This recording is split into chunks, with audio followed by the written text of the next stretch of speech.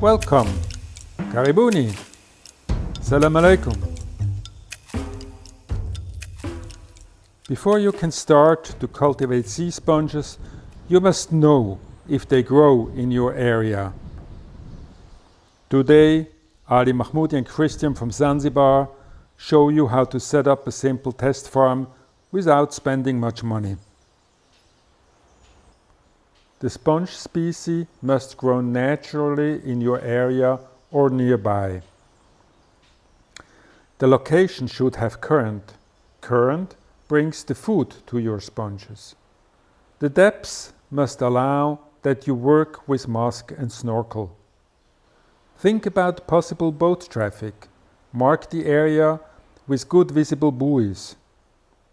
Inform the people working or fishing in the area and ask them to respect your trial.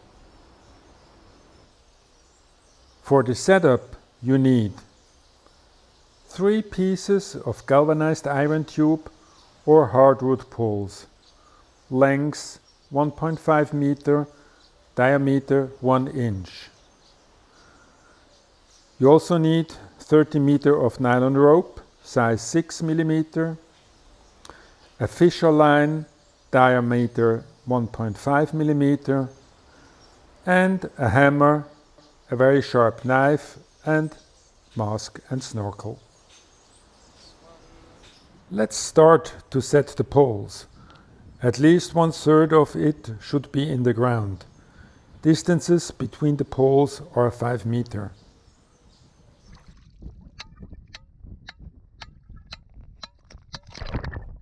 On land, we drilled 3 holes in each metal tube and attached a wire for the ropes. Don't fix the ropes directly to the metal, it will be rubbed through. Put 3 ropes horizontal. Now, the test farm is ready. We need now the sponges, but we don't want to kill any sponges or damage the natural stocks. If the sponge is too small, don't take it. If the sponge has male fist size or bigger, you can cut off a piece. If you cut the sponge horizontally, make sure 1/3 of the sponge remain on the ground. 2/3 you can take. We want the remaining sponge on the seafloor to continue to grow. We cut the sponge like this, so next time we pass by, we can see if it survived. Keep the sponges always in the water, from the collection point till the test farm. If you have to travel far, change the water in the bucket every 20 minutes by adding fresh seawater. Make sure your transport containers are not in the sun and the water gets hot. Back in the farm, take a piece of sponge and 50 centimeters of fisher line and poke it through the center of the sponge. Be careful, never squeeze a sponge.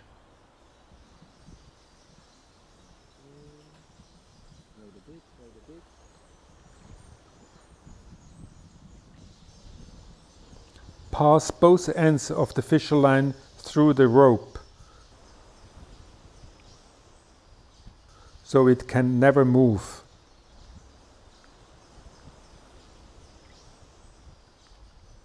The knot should always be above the rope.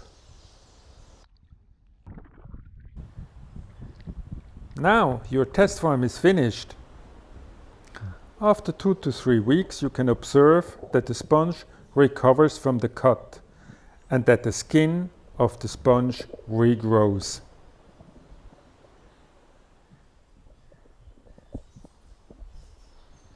Tubes are a cheap solution and good for 1 year of testing.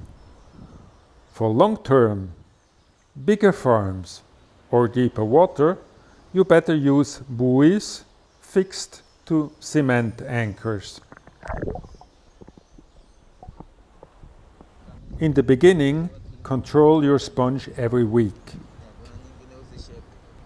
Remove algae and other organisms regularly.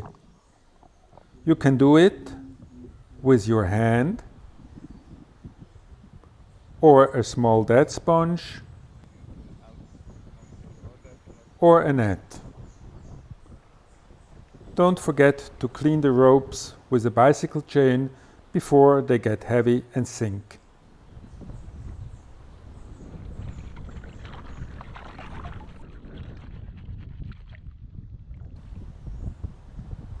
Count often the sponges to see if you have losses or if they get stolen. If they grew well, cut them again to increase the number of sponges in your farm. Add more poles and ropes. You need as many sponges as possible. Remember, if your test farm is successful, you will use a lot of sponges to start commercial farming. Please let us know if you encounter any problems or successfully create a new sponge culture.